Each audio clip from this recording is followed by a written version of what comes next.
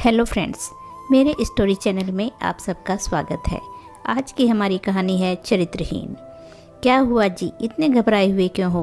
राधा जी ने अपने पति किशोर से पूछा। दरवाज़ा बंद करो पहले, फिर बताता हूँ, कहते हुए किशोर जी ने खुद ही दरवाज़ा बंद कर लिया।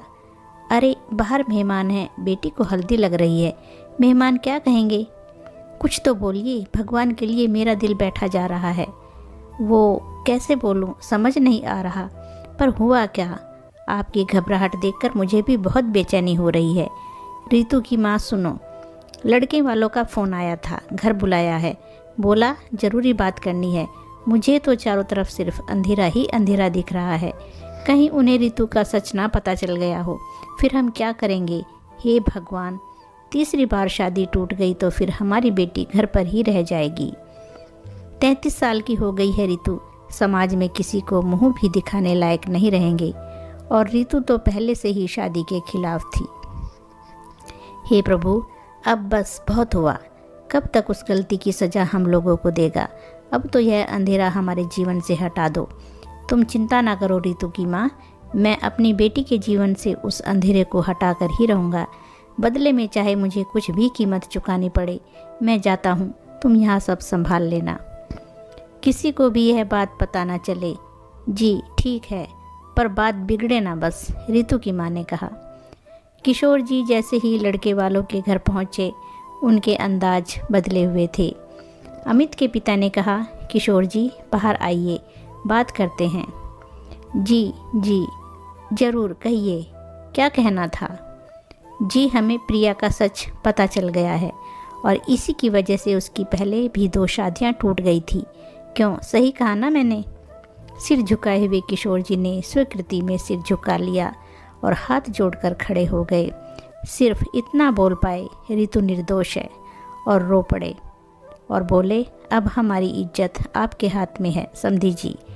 रितु को हल्दी लग चुकी है, कल बारात, मेहमानों और अमित का रितु इंतजार कर रही है। सही कहा आपने, पर हम भी मजबूर हैं। समाज ऐसी लड़कियों को कहाँ स्वीकार करता है। हमारी एक शर्त है, जो आप पूरी कर दें तो। जी कहिए ना, मैं हर शर्त मानने को तैयार हूँ। ठीक है, फिर आप अपना बंगला हमारे बेटे के नाम कर दीजिए, और सड़क वाली ज़मीन भी।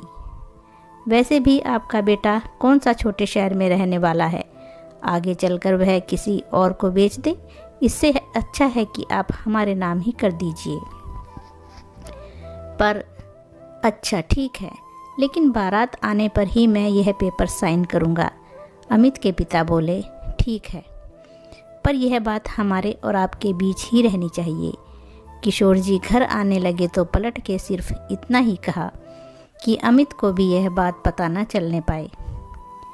किशोर जी आप निश्चिंत रहिए, आप बारात के स्वागत की तैयारी करिए।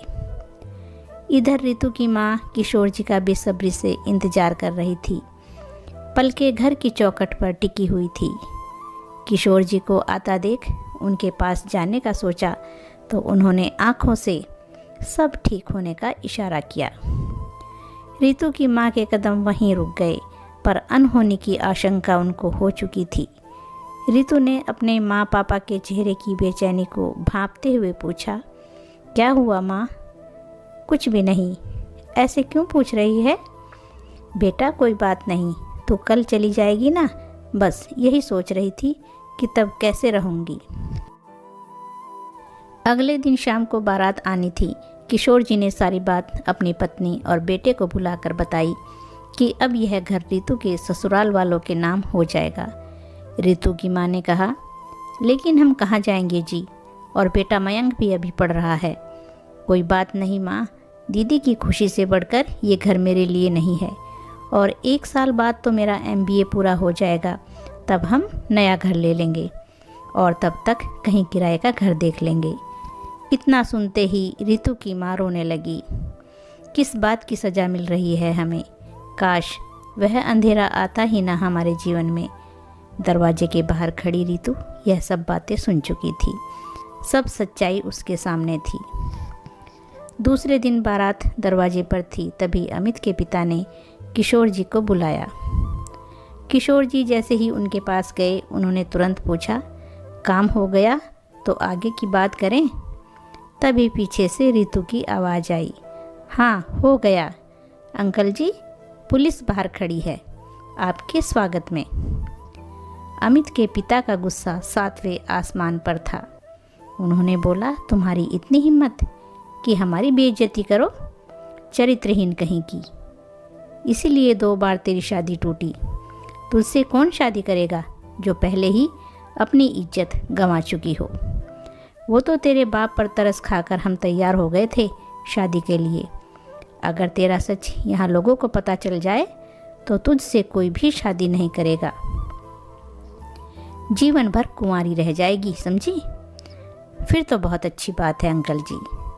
अगर कोई 12 साल की उम्र में मेरे साथ हुए ज़बरदस्ती को मेरे चरित्र से जोड़ कर देखता है, अगर किसी महिला के साथ दुष्कर्म होने से वह चरित्रहीन और अशुद्ध हो जाती है, तो नहीं करनी मुझे शादी ऐसे इंसान से जिसकी सोच इतनी घटिया हो। और यह सच्चाई मैंने खुद बताई थी अमित को, ताकि वह किसी अंधकार में ना रहे। रिश्ते की शुरुआत सच से हो, पर मुझे नहीं पता था बाप बेटे सच जानकर उसका ऐसे फ़ायदा उठाएंगे। और हाँ, अब पुलिस को यह भी बता दीजिएगा कि अमित की पहली पत्नी 2 दिन में ही क्यों दुनिया छोड़कर चली गई थी।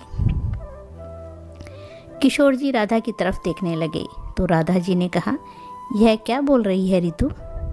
हाँ पापा, अमित को मैंने ही अपना सच बताया था, पर इन लोगों ने अमित की पहली शादी की बात हमसे छिपाई थी। पापा, यह घर आपका है और आपका ही रहेगा। यह सुन राधा जी जोर से रोने लगी। रितु बोली, माँ रोए नहीं। तब मैं छोटी थी, मुझे चारों तरफ अंधेरा और हर कोई गलत ही दिख रहा था। जिसने जैसे बोला मैंने वही किया और गलत के लिए आवाज़ नहीं उठा पाई। लेकिन अब और नहीं, अब मैं गलत बर्दाश्त नहीं करूँगी। मेरे 12 साल की उम्र में अपराध और किसी ने किया और सज़ा मैं भुगत रही हूँ। क्यों? सिर्फ़ और सिर्फ औरत के ही चरित्र की परीक्षा क्यों होती है? वह मेरे जीवन का अंधेरा था जो अब छट चुका है। अब मैं अपने डर पर जीत चुकी हूँ। क्या एक औरत बिना शादी के समाज में सम्मान नहीं पा सकती? क्या औरत सिर्फ शादी करके ही पूरी हो सकती है? नहीं ना, मैं इस विवाह से इनकार करती हूँ। अगर ईश्वर ने मेरे लिए किसी को बनाया होगा तो वह मुझे ज़रूर मिलेगा। तो दोस्तों, ये थी आज की कहानी अगर अच्छी लगी है तो लाइक और शेयर कीजिए और चैनल को सब्सक्राइब कीजिए। धन्यवाद दोस्तों।